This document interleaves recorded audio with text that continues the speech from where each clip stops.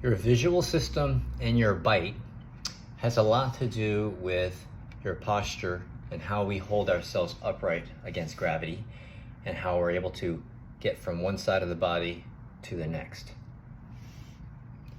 Shall we experiment? So the first assessment is your standing single leg balance. So basically stand on one leg, pick up one knee up towards your chest and hold, and find out which side, left or right, seems to be more challenging.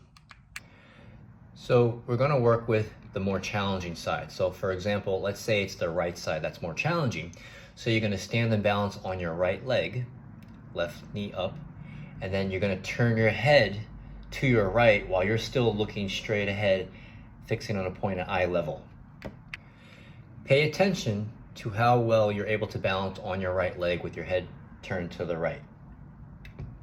Now, what you're also going to do is you're going to move your jaw to the right as well while you're standing on the right foot looking straight ahead.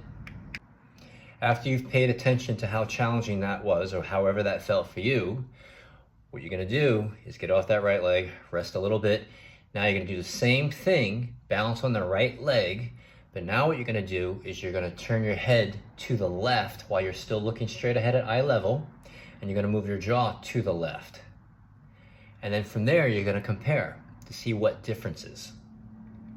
Usually in most cases, if I'm on my right and my head is turned to the right and my jaw is shifted to the right, it's going to limit my sensory awareness of my left world or my left reality. So I'm too oriented to the right, so it's going to be a little bit challenging to balance my center of mass over my right foot. This is why if I turn my head and I move my jaw, I'm using my visual system. I expanded my left periphery, and my jaw going off to the left helps give me a sense of space and grounding so that even though I'm on my right side, I have a little bit more sensory awareness to keep me balanced over my foot.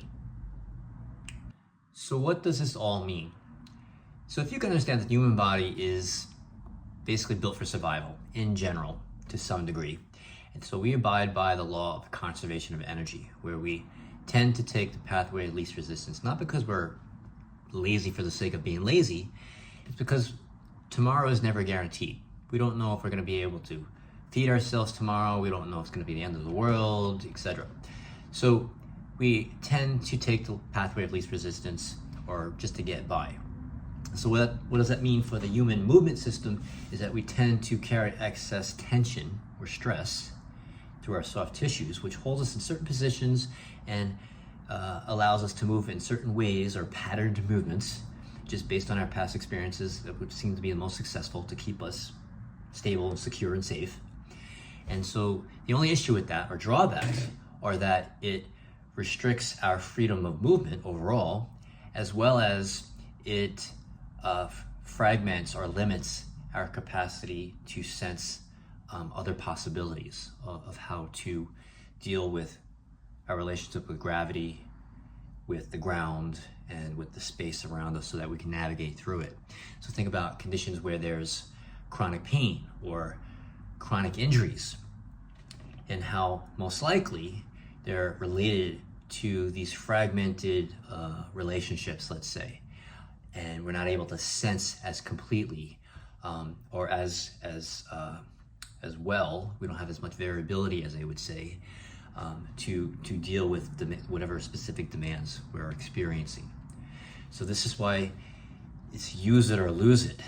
And if you're not even aware of it, it doesn't really exist, okay? So just keep that in mind. That's what we do here at Jocson Physical Therapy and Training in Clermont, Florida. And that's why I'm actually working with Dr. Lisa Yurkiewicz of Yurkiewicz Orthodontics. We're gonna have dental integration with postural therapy, and we do all this stuff that I'm talking about.